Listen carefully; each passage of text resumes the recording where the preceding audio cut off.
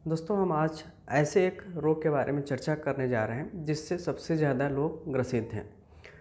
पिछले 1-2 साल के अगर हम आंकड़े उठाकर देखें तो पूरी दुनिया में लगभग 130 करोड़ लोग इस रोग से ग्रसित थे और अगले 2-4 सालों में लगभग पूरे विश्व की 30% आबादी इस रोग से ग्रसित होने की संभावना है।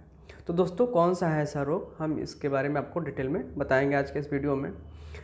आजकल हम लोग जब भी ओपीडी में बैठते हैं तो कुछ ऐसे लोग आते हैं जिनको कुछ समस्याएं होती हैं, जैसे कि सर दर्द बना रहता है, उनको नींद की समस्या रहती है, नींद ठीक से नहीं आती है, चिड़चिड़ापन बना रहता है, हर छोटी से छोटी बात पे उनको गुस्सा बहुत ज़्यादा आ जाता है, जो उनकी धड़कन है वो अनियमित सी उनको महसूस होती है और ज़्यादा अगर चलते हैं तो उनको सांस फूलने लगता है, या थोड़ा बहुत भी कोई भी काम करते हैं तो ऐसे में उनको सांस फूलने लगती है। तो ऐसे हम लोग के ओपीडी में आजकल ऐसे लोगों की संख्या जो है बहुत ज़्यादा बढ़ रही है धीरे धीरे, और यह जो है एक गंभीर रोग का लक्षण है जो कि काफ़ी ज़्यादा देखने को आजकल मिल रहा है। पहले यह रोग जो है पहले जो अधिक उम्र के लोग होते थे, एल्डरली जिनको हम लोग कहते हैं, उनमें मिलता था, लेकिन आजकल हम लोग देख रहे हैं कि जो कम उम्र के लोग हैं उनमें भी ये समस्या तेज़ी से बढ़ती चली जा रही है। तो दोस्तों अगर आपको भी ये सारी समस्याएं हो रही हैं तो आप जल्द से जल्द किसी भी चिकित्सक से मिलकर अपने ब्लड प्रेशर की जांच जरूर करा लें। जी हाँ, हम आज बात करेंगे ब्लड प्रेशर की, यानी कि हाइपरटेंशन की। दोस्तों ये ब्लड प्रेशर जो है एक साइलेंट किलर माना जाता है, क्योंकि इसके लक्षण जो है शुरुआत में पता नहीं चलते हैं, और जब तक हम इसको किसी भी ब्लड प्रेशर मशीन से नहीं मापेंगे तब तक हमें भी नहीं पता चलेगा कि हमें ब्लड प्रेशर है या नहीं है। और आजकल जो लाइफ स्टाइल है हम लोगों की, या जो भी वर्किंग पर्सन है जो किसी न किसी ऑफिस में जॉब करते हैं, वहाँ पे स्ट्रेस तेज़ी से बढ़ रहा है, और स्ट्रेस बढ़ने की वजह से हम लोगों की जो लाइफ स्टाइल है वो भी अनियमित हो जा रही है, जिसकी वजह से कम उम्र में ही लोगों को ब्लड प्रेशर बढ़ता चला जा रहा है। तो सबसे पहले जान लेते हैं कि ब्लड प्रेशर क्या होता है। तो हमारा शरीर जो है वहाँ के हर अंग में ब्लड सप्लाई कंटिन्यूअस होती रहती है, क्योंकि ब्लड सप्लाई बहुत ही ज़रूरी है जितने भी हमारे ऑर्गन्स हैं उनको ठीक से काम करने के लिए, और यही ब्लड हर अंग तक पहुंच सके उसके लिए एक ज़रूरी प्रेशर की आवश्यकता होती है। जैसे कि आपके घर में, सबके घर में लगभग जो है पानी का टैंक होता है, और वहाँ पहुँचाने के लिए आपको एक मोटर की आवश्यकता होती है। अगर उस मोटर का प्रेशर कम होगा तो ब्लड जो है आपके छत पे जो टंकी रखी है वहाँ पे पानी नहीं पहुँच पाएगा। तो उसके लिए आप लोगों ने जो मोटर आप लोग देखते हैं आधा हॉर्स पावर का, 1 हॉर्स पावर का, या इससे भी अधिक हॉर्स पावर का, जितनी आपकी बिल्डिंग की ऊंचाई है उतनी हॉर्स पावर के मोटर की आवश्यकता पड़ती है। ठीक वैसे ही हमारे शरीर के हर अंग तक ब्लड जो है ठीक से पहुँच सके, इसके लिए हार्ट को प्रेशर की आवश्यकता पड़ती है। तो यहाँ पे हम समझ सकते हैं कि जैसे पानी पहुँचाने के लिए मोटर की आवश्यकता पड़ती है, वैसे ही ब्लड पहुँचाने के लिए हार्ट की आवश्यकता पड़ती है। और हार्ट जो है एक निश्चित दबाव से कॉन्ट्रैक्ट होता है, यानी कि सिकुड़ता है, और उसको सिकुड़ने की वजह से एक प्रेशर जनरेट होता है जिसको कि ब्लड प्रेशर कहा जाता है। और यह प्रेशर इतना होना चाहिए कि शरीर के हर अंग में, हर हिस्से में, चाहे हम पैर की बात करें या ब्रेन की बात करें, वहाँ तक ब्लड सही से पहुँच सके। तो अमूमन लगभग जो है यह ब्लड प्रेशर 120 और 80 होना चाहिए, लेकिन कुछ कारण बहुत से हो सकते हैं, उसकी चर्चा हम इसी वीडियो में बाद में करेंगे। तो कुछ कारण के वश अगर यह ब्लड प्रेशर बढ़ने लगता है, यानी कि जो प्रेशर जितना हमको आवश्यक है उससे ज़्यादा होने लगता है, तो ये बहुत सारी बीमारियों को जन्म देता है। इसलिए प्रेशर कंट्रोल होना बहुत ही आवश्यक है। तो सामान्य रूप से एक आदमी का ब्लड प्रेशर कितना होना चाहिए, तो इसके लिए देश भर में और विदेशों में भी बहुत सारी संस्थाएं हैं जो इससे संबंधित जो प्रणाली है उसकी निगरानी करती हैं, और समय समय पे जो ब्लड प्रेशर का कितना होना चाहिए उसकी ग्रेडिंग करती हैं और उसके लिए टेबल बनाती हैं। तो सामान्य रूप से देखा जाए तो एक औसत व्यक्ति का जो मध्यम वय का हो, यानी कि एडल्ट पर्सन हो, उसका ब्लड प्रेशर 120 और 80 से कम होना चाहिए। अगर इससे कम है तो उसका ब्लड प्रेशर सामान्य माना जाता है। हालांकि यह पैरामीटर जो है पिछले 8-10 सालों में अधिक था। उस समय जो है ब्लड प्रेशर नॉर्मल होने का जो क्राइटेरिया था 130 और 90 माना जाता था, लेकिन अब जो है एक क्राइटेरिया घट गया है और अब जो नए जो रूल्स चल रहे हैं उसके अनुसार जो है ब्लड प्रेशर 120 और 80 से नीचे होना चाहिए। तो ये समय समय पे बदलता रहता है और अगर इससे ज़्यादा ब्लड प्रेशर है तो आप प्री हाइपरटेंसिव की कैटेगरी में आते हैं, और अगर 140 से ज़्यादा है और 100 से ज़्यादा है तो आप वहाँ पे ब्लड प्रेशर के शिकार हैं। तो जैसा अभी हमने बताया कि अगर आपको ये सारी समस्याएं हैं तो आपको अपना ब्लड प्रेशर ज़रूर मापना चाहिए, और अगर ज़्यादा मिलता है तो इसको समय रहते आपको इसका इलाज कराने की आवश्यकता है। ऐसे में बहुत से लोगों का ये भी सवाल आता है कि ब्लड प्रेशर मापने के लिए किस मशीन का प्रयोग करना चाहिए। तो दोस्तों, मशीन जो है कोई भी हो, लगभग सभी ठीक है, लेकिन ज़रूरत इस बात की कि जो भी मशीन हमारे पास उपलब्ध हो वो प्रॉपर कैलिब्रेटेड हो, यानी कि समय समय पर उनकी देखभाल और उनका जो है रख रखाव हमको ठीक से करना चाहिए। आजकल प्रचलन में बहुत सारे ब्लड प्रेशर मशीन है। एक तो इलेक्ट्रॉनिक है जो आप घर बैठे माप सकते हैं, जो दूसरा है मरकरी का होता है, और जो तीसरा है एनीरॉयड जिसमें कि घड़ी जैसा बना होता है, आप लोग देखे होंगे।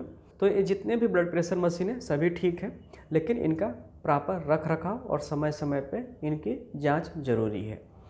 तो आप सब मरकरी वाले से खुद तो मेजरमेंट कर नहीं सकते, उसके लिए आपको किसी न किसी चिकित्सक की आवश्यकता पड़ेगी, और इसको स्टैंडर्ड माना जाता है क्योंकि इसमें एरर की गुंजाइश बहुत ही कम होती है। लेकिन अगर इसकी सुविधा आपके पास नहीं है तो आप जो इलेक्ट्रॉनिक डिजिटल जो ब्लड प्रेशर मशीन है उससे भी आप माप सकते हैं, लगभग वो भी सही बताता है। लेकिन अगर आपको कहीं डाउट हो रहा है तो आप अपने मशीन की एक बार सर्विसिंग ज़रूर करा लें कि वो ठीक काम कर रहा है या नहीं कर रहा है। तो सारी मशीनें ठीक हैं, आप किसी से भी अपनी ब्लड प्रेशर की जाँच कर सकते हैं। घर में आप इलेक्ट्रॉनिक से यूज कर सकते हैं, और अगर किसी के चिकित्सक के पास जाते हैं तो आप वहाँ मरकरी वाले से अपनी जांच जरूर कराएं। बीपी लेते वक्त किन किन बातों का ध्यान रखना चाहिए, यह भी एक बहुत ही महत्वपूर्ण तथ्य है, क्योंकि अधिकांश लोगों के पास इतना भी समय नहीं है कि वो चिकित्सक के पास जाकर आराम से वहाँ कुछ समय बैठ सकें और उसके बाद ब्लड प्रेशर अपना नपवा सकें। बहुत से लोग होते हैं इतनी जल्दी में होते हैं कि जाते ही डॉक्टर के टेबल पर बैठकर बीपी वहाँ नपवाने लगते हैं। ऐसे में क्या होता है कि जब भी अगर आप कहीं से चल के जा रहे हैं, दौड़ के जा रहे हैं, जल्दी में हैं या तनाव में हैं, तो ऐसे में हर हाल में आपका ब्लड प्रेशर ज़्यादा आएगा। तो बीपी कब नापना है, कैसे नापना है, इसके भी बहुत से गाइडलाइंस हैं। तो सबसे ज़रूरी है कि जब भी आपको बीपी नपवाना हो कम से कम आप 15 से 20 मिनट का रेस्ट लें। रेस्ट लेने के बाद ही बीपी नपवाएं। उसके बाद पोस्चर भी इम्पॉर्टेंट होता है कि जब आपकी बीपी ली जा रही है उस समय आपका पोस्चर कैसा है, यानी कि आप सीधे बैठे हैं, लेटे हैं या खड़े हैं। अलग अलग पोस्चर्स में अगर आप ब्लड प्रेशर नपवाते हैं तो 5 से 10 mm का डिफरेंस आता है। तो पोस्चर पे भी डिपेंड करता है। अगर एक बार आपका बढ़ा आता है एक पोस्चर में तो कोशिश करिए कि पोस्चर बदल के दूसरे तरीके से भी आप ब्लड प्रेशर को ज़रूर नपवाएं, और हर एक नापने के बीच में कम से कम 2 से 4 मिनट की गैप ज़रूर दें। जब बीपी आप नपवाने जाएं तो उसके पहले आप सिगरेट ना पिएं या कोई भी चाय कॉफ़ी जैसी चीज़ें ना पिएं, क्योंकि चाय कॉफ़ी या सिगरेट ये सब स्टिमुलेंट होते हैं, और जब आप इनको लेने के बाद ब्लड प्रेशर नपवाते हैं तो आपका बीपी हमेशा ही बढ़ा मिलेगा। बीपी नापते समय हम किस हाथ में ब्लड प्रेशर ले रहे हैं ये भी डिपेंड करता है कि आपका बीपी ज़्यादा है या कम है। दोनों हाथों के ब्लड प्रेशर में 2 से 4 mm लगभग 10 mm तक का भी डिफरेंस देखने को मिलता है। तो अगर एक्यूरेट बीपी की बात करें तो जो बायां हाथ है उसमें बीपी आपका ज़्यादा सही मिलेगा, और दाएं हाथ में थोड़ा सा उससे अलग मिलेगा। तो ये भी डिपेंड करता है किस हाथ में बीपी आपकी ली गई है। अक्सर होता है कि जब हम डॉक्टर के पास बीपी नपवाते हैं तो बीपी हमारा बढ़ा रहता है, लेकिन अगर हम घर में बीपी नपवाते हैं तो हमारा ब्लड प्रेशर नॉर्मल रहता है। जी हाँ दोस्तों, ऐसा होता है। इसी को व्हाइट कोट हाइपरटेंशन कहा जाता है, यानी कि डॉक्टर के क्लिनिक में या हॉस्पिटल में बीपी लोगों को बढ़ा मिलता है और घर पे नॉर्मल मिलता है। अगर ऐसा आपको मिल रहा है तो भी आपको बहुत घबराने की आवश्यकता नहीं है, क्योंकि अगर घर में आपका बीपी नॉर्मल है तो मान के चलिए आपका बीपी नॉर्मल होता है। एक साइकोलॉजिकल है कि अगर आप डॉक्टर के पास जाते हैं तो थोड़ा बहुत स्ट्रेस में ज़रूर रहते हैं और ऐसे में ब्लड प्रेशर बढ़ा हुआ मिलता है। अब मान लीजिए बीपी आपने नाप लिया और बीपी आपका दो ही सिचुएशन होती है, या तो नॉर्मल मिलेगा या बढ़ा मिलेगा। नॉर्मल मिलेगा कोई बात नहीं, बिल्कुल फ्री है। लेकिन अगर बढ़ा हुआ मिला तो क्या क्या इसके कारण हो सकते हैं, यह जानना बेहद ज़रूरी है। क्योंकि अगर आप कारण नहीं जानेंगे तो ब्लड प्रेशर का इलाज संभव नहीं है ठीक से हो पाना। ऐसे में आपका ब्लड प्रेशर कभी घटेगा और कभी बढ़ेगा। तो कारण बहुत ज़रूरी होता है। तो सबसे पहला जो इसमें कारण है वो है जेनेटिक, यानी कि अगर आपके फैमिली में ब्लड प्रेशर की हिस्ट्री है, यानी कि आपके मदर को, फादर को, ग्रैंडफादर को अगर है, तो ऐसी संभावना है कि आप में भी ब्लड प्रेशर हो। तो सबसे पहला प्रधान कारण है जेनेटिक होना। जो दूसरा है मोटापा। मोटापा से जो है आपका लिपिड और कोलेस्ट्रॉल ये सब डिस्टर्ब होते हैं और ये जो आर्टरीज हैं उनकी वाल्व्स को प्रभावित करती हैं। ऐसे में जो आर्टरी हैं, वाल्व्स हैं, जो ब्लड वेसल्स हैं जो ब्लड को सप्लाई करती हैं, उनकी वाल जो है हार्ड होने लगती हैं। हार्ड होने की वजह से जो उनका जो लचीलापन है, कंट्रैक्शन, वो कम होने लगता है, जिससे कि ब्लड प्रेशर बढ़ने लगता है। तो मोटापा भी एक दूसरा बड़ा फैक्टर है आपका बीपी बढ़ाने में। तो वज़न आपको कम से कम रखना चाहिए। जो अगला कारण है वो है हमारा जो अनियमित दिनचर्या है, यानी कि हमारी जो स्ट्रेसफुल लाइफ है। अधिकांश लोग ऑफिस गोइंग है, ऐसे में सुबह के समय बहुत ज़्यादा भाग दौड़ लगी रहती है कि जल्द से जल्द ऑफिस पहुंच पाए। इस वजह से स्ट्रेस भी रहता है और इस स्ट्रेस की वजह से, आपाधापी की वजह से ब्लड प्रेशर बढ़ने लगता है। इसके अलावा बहुत से लोग हैं जो बहुत ज़्यादा स्पाइसी फूड का, नमक का या अल्कोहलिक चीज़ों का सेवन करते हैं। तो ये जितनी भी चीज़ें हैं, स्पाइसी फूड हो, स्टिमुलेंट होता है, उसकी वजह से बीपी बढ़ता है। नमक है, नमक की वजह से ब्लड प्रेशर तेज़ी से बढ़ता है। और अल्कोहल भी स्टिमुलेंट होता है और कहीं ना कहीं ये और भी बहुत से रोगों की वजह बनता है। और इन सभी कारणों से अल्टीमेटली आपको ब्लड प्रेशर का रिस्क रहता है। तो इन सारी चीज़ों से आपको बचना चाहिए। बहुत से लोग ऐसे भी होते हैं जिनको नींद की समस्या होती है, उनको नींद ठीक से नहीं आती है, जिसकी वजह से पूरी रात जागते हुए बीतती है। तो जब भी अगर हमको नींद नहीं आएगी समय से और रात भर अगर हम जागते रहेंगे तो ऐसे में ब्लड प्रेशर बढ़ने का रिस्क सबसे ज़्यादा होता है। खासकर ऐसे लोग जो डायबिटिक हैं या जिनको किडनी की समस्या है, वो इस परेशानी से ज़्यादा जूझते हैं, जिसकी वजह से उनमें रिस्क ज़्यादा होता है। डायबिटीज़ के जो भी पेशेंट हैं उनको बार बार पेशाब लगता है, जिसकी वजह से वो बार बार उनको रात में उठना पड़ता है, उनकी नींद खराब हो जाती है। ठीक यही स्थिति जो किडनी के पेशेंट्स होते हैं उनमें भी होता है। किडनी के पेशेंट्स को भी बार बार पेशाब के लिए जाना पड़ता है, जिसकी वजह से उनको नींद उनकी बार बार खुल जाती है और नींद खुलने की वजह से उनको बार बार उनका बीपी बढ़ने का रिस्क रहता है। तो एक कुछ सामान्य से कारण हैं जिनकी वजह से बीपी बढ़ जाता है। तो अगर आपके साथ भी ये सारी चीज़ें हैं, अगर ये सारे कारण आप में मौजूद हैं, यानी कि फैमिली हिस्ट्री है, आपको नींद नहीं आ रही है, आप मोटे हैं, खाने में आप ज़्यादा तले भुने चीज़ों के शौकीन हैं, अल्कोहलिक हैं, तो आपको ज़रूर सावधान हो जाना चाहिए। क्योंकि अगर आपको अभी भी ब्लड प्रेशर नहीं है तो भविष्य में निश्चित रूप से आपको ब्लड प्रेशर हो जाएगा। तो आप इन सब से बचिए। जितने भी कारण हैं इन कारण से अपने को दूर कीजिए।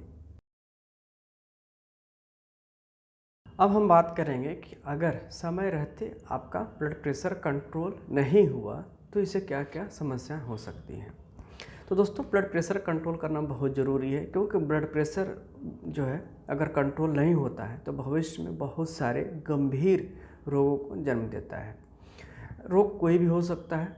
अगर ब्रेन में होता है इसकी वजह से तो स्ट्रोक का रिस्क हमेशा रहता है और स्ट्रोक होने की वजह से आपको लकवा मार सकता है। दूसरा जो अंग है प्रभावित होता है वह हार्ट। अगर ब्लड प्रेशर हमने कंट्रोल नहीं किया तो हार्ट पे प्रेशर ज़्यादा पड़ता है। तो हार्ट पे प्रेशर ज़्यादा पड़ने से कई बार हार्ट का साइज, हृदय का साइज बढ़ने लगता है, जिसे कि कार्डियोमेगाली कहा जाता है। और साइज बढ़ने की वजह से हार्ट अटैक का रिस्क ज़्यादा रहता है, क्योंकि हार्ट को काम ज़्यादा करना पड़ता है और ज़्यादा काम करने से उसको ऑक्सीजन की आवश्यकता पड़ती है, जिसकी वजह से अगर नहीं कंट्रोल हो पाया तो एमआई या हार्ट अटैक का रिस्क ज़्यादा रहता है। जो तीसरा महत्वपूर्ण अंग है प्रभावित होता है वह है किडनी। अगर लंबे समय तक ब्लड प्रेशर कंट्रोल नहीं हुआ तो किडनी यानी कि रीनल फेल्योर का रिस्क रहता है, और रीनल फेल्योर होने के बाद बहुत सारी कई मुश्किलों का सामना करना पड़ता है। इसमें आपका प्रोटीनूरिया हो सकता है, किडनी से प्रोटीन ज़्यादा मात्रा में आपका लॉस होगा, जिसकी वजह से प्रोटीन की कमी भी होने लगेगी, वजन कम होने लगेगा। इसके अलावा यूरिया और क्रिएटिनिन दोनों बढ़ने लगता है। तो यूरिया क्रिएटिनिन के बढ़ने से बहुत सारी समस्याएं जैसे कि भूख न लगना, चिड़चिड़ापन, उल्टी मिचली जैसी चीज़ें बनी रहती है, खुजली की समस्या आपको बनी रहेगी। इसके बाद जो है अंग प्रभावित होते हैं वो पैरों में सूजन लंबे समय तक बनी रहती है। तो बहुत सारे जो गंभीर रोग होते हैं जो ब्लड प्रेशर की वजह से होते हैं। तो जब भी आपको अगर पता चल जाता है कि आपको ब्लड प्रेशर है तो समय रहते किसी भी चिकित्सक से मिलकर इसका इलाज ज़रूर कराएं। ब्लड प्रेशर कंट्रोल होना बहुत ही ज़रूरी है। अगर आप कंट्रोल नहीं कर पाते हैं तो भविष्य में आपके लिए बहुत ज़्यादा कष्टदायी होगा। अब आते हैं कि बचाव कैसे करेंगे। अगर आपको पता चल गया तो बचाव ज़रूरी है, क्योंकि जितना ज़रूरी मेडिसिन है उससे कहीं ज़्यादा ज़रूरी बचाव है। क्योंकि एक सर्वमान्य सिद्धांत है निदानम परिवर्जनम, यानी कि जिस बीमारी का जो कारण है उससे आपको बचना सबसे ज़रूरी है। तो जो पहला सबसे इम्पॉर्टेंट है वह है कि आपको अपना खाना यानी कि भोजन और रहन सहन, आहार और विहार, ये दोनों सही करना है। अगर आप ज़्यादा शौकीन हैं नमक खाने के, तेल मसाले के या मांसाहार के, तो आपको समय रहते इन्हें कम कर लेना है या संतुलित कर लेना है। नमक ज़्यादा खाते हैं तो नमक की वजह से शरीर में जल की मात्रा बढ़ने लगती है, और जल की मात्रा जब भी बढ़ेगी उससे ब्लड प्रेशर भी बढ़ेगा और उसका असर जो है हृदय पे भी पड़ने लगता है। जितने मांसाहार हैं या अधिक घी तेल वाली चीज़ें हैं, इससे आपका जो लिपिड है वो डिस्टर्ब होता है, कोलेस्ट्रॉल ट्राइग्लिसराइड की मात्रा बढ़ने लगती है, और अधिक मात्रा ट्राइग्लिसराइड और कोलेस्ट्रॉल की ये आपके हृदय के लिए खतरनाक होती है और इसकी वजह से ब्लड प्रेशर बढ़ने लगता है। इसके अलावा अगर आप मोटे हैं, आपका वज़न ज़्यादा है, तो आप वज़न ज़रूर कम कर लें। वज़न यानी कि मोटापा जो देखने का तरीका है वो है BMI, बॉडी मास इंडेक्स। तो एक सामान्य आदमी की BMI जो है 18 से 25 के बीच होनी चाहिए। अगर आपकी BMI इसके बीच है तो आप नॉर्मल हैं, यानी कि मोटे नहीं हैं। लेकिन अगर इससे ज़्यादा है, BMI 25 से ज़्यादा है, तो आपको वज़न कम करना बहुत ज़रूरी है। जितनी ज़्यादा BMI रहेगी, जितना ज़्यादा वज़न रहेगा, उतना ही ब्लड प्रेशर के अलावा आप डायबिटीज़ के भी रिस्क पे रहेंगे और हार्ट के भी रिस्क पे रहेंगे। तो अगर वज़न आप कंट्रोल कर लेते हैं तो बहुत सी रोगों से आपका बचाव हो सकता है। अगर आपको शराब पीने की आदत ज़्यादा है तो इसको भी आपको कम करना है। अधिक शराब लेना बहुत से अलग अलग रोगों को उत्पन्न करता है, जिसमें कि सबसे प्रमुख है ब्लड प्रेशर, क्योंकि इसका जो एक स्टिमुलेंट इफेक्ट होता है ये जो हार्ट के रेट को बढ़ाता है, यानी कि जो हृदय की गति है उसको अनियमित करता है, और हृदय की गति अनियमित होने की वजह से ब्लड प्रेशर तेज़ी से बढ़ने लगता है। बहुत सी ऐसी मेडिसिन्स भी होती हैं जो ब्लड प्रेशर को बढ़ाती हैं। तो अगर ऐसी कोई मेडिसिन आपके पास है, कोई मेडिसिन आप नियमित रूप से ले रहे हैं, तो चिकित्सक से सलाह लेकर उसका कोई भी अल्टरनेटिव मेडिसिन आप ले लें, जिससे कि ब्लड प्रेशर आपका नहीं बढ़ने पाए। इसके अलावा अगर आपकी लाइफ में तनाव बहुत ज़्यादा है, बहुत स्ट्रेसफुल लाइफ है, तो योग, प्राणायाम, आसन, इन सबों का पालन करके पूजा पाठ के माध्यम से अपने तनाव को ज़रूर कम कर लें। और अगर वर्क प्लेस की वजह से तनाव है, यानी कि जिस ऑफिस में आप काम करते हैं, अगर वहाँ का माहौल ऐसा है जिससे कि आप न चाहते हुए तनाव में आ जाते हैं, तो कोशिश करें कि आप अपना वर्क प्लेस बदल लें। क्योंकि अगर वर्क प्लेस की वजह से है तो बदले बगैर आपका तनाव कम नहीं होगा। और स्ट्रेस एक सबसे बड़ा कारण है ब्लड प्रेशर का। अगर आपको नींद की समस्या है या आप डायबिटीज़ से या किडनी के रोगों से परेशान हैं तो उनको भी चिकित्सक से मिलकर उनको भी नियंत्रित करें, क्योंकि अगर ये रोग आपके कंट्रोल नहीं होंगे तो आपका ब्लड प्रेशर भी कंट्रोल होने की संभावना बहुत कम है। क्योंकि अगर आपको पहले से ब्लड प्रेशर है या किडनी की समस्या है तो आपको बहुत सारी दवाइयाँ लेनी पड़ेंगी, और बहुत सी दवाइयों के साइड इफ़ेक्ट्स में भी होते हैं कि ब्लड प्रेशर बढ़ता है। अगर साइड इफ़ेक्ट की बात न भी करें तो इनकी वजह से जो हमारे शरीर पे कुछ ऐसे प्रभाव पड़ते हैं जिनकी वजह से हम नींद हमारी नहीं पूरी हो पाती या हमारा वज़न तेज़ी से बढ़ने लगता है। जैसे कि अगर आपको डायबिटीज़ है तो डायबिटीज़ के जो भी पेशेंट्स हैं उनमें जो यूरिनेशन है यानी कि पेशाब बार बार जाना पड़ता है। तो अगर आपको रात में पेशाब बार बार जाना पड़ेगा तो ऐसे में आपको नींद नहीं आ पाएगी, आप ठीक से सो नहीं पाएंगे, और ठीक से न सोने की वजह से चिड़चिड़ापन भी बढ़ता है और बीपी भी बढ़ता है। तो अगर कोई भी आपको पहले से कोई भी रोग है तो आप उसका ठीक से इलाज ज़रूर करा लें, जिसकी वजह से आपका ब्लड प्रेशर कंट्रोल हो सके। तो अब तक हमने इस वीडियो में सब कुछ आपको बताया, कारण क्या होते हैं ब्लड प्रेशर के, ब्लड प्रेशर कैसे लेना चाहिए, कौन सी मशीन से ब्लड प्रेशर लेना ठीक होता है, और किन उपायों से हम इनसे अपना बचाव कर सकते हैं।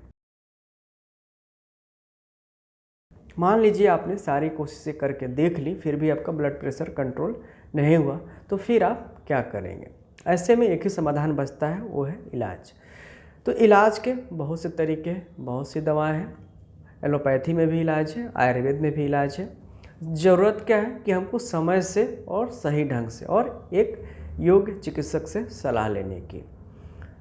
इसके लिए बहुत सी दवाएं आती हैं। दोनों पैथियों में दवाएं भरपूर मात्रा में उपलब्ध हैं और दोनों से आपका ब्लड प्रेशर नियंत्रित हो सकता है। तो अगर आपको एलोपैथी का इलाज कराना है तो किसी अच्छे एलोपैथी चिकित्सक से मिलें, और अगर आयुर्वेद का इलाज लेना है तो किसी भी अच्छे योग्य आयुर्वेद चिकित्सक से आप संपर्क करें। यहाँ पर कुछ हम आपको इलाज बताएंगे जो आपके ब्लड प्रेशर को कंट्रोल करने में सहायक होंगे। तो ब्लड प्रेशर में जो सबसे अच्छा माना जाता है वो है सर्पगंधा। इस पे बहुत सारे रिसर्च अब तक हुए हैं, और इसका जो एक्टिव इंग्रेडिएंट है रिसर्पिन, ये बहुत तेज़ी से प्रभावी तरीके से ब्लड प्रेशर को कम करता है।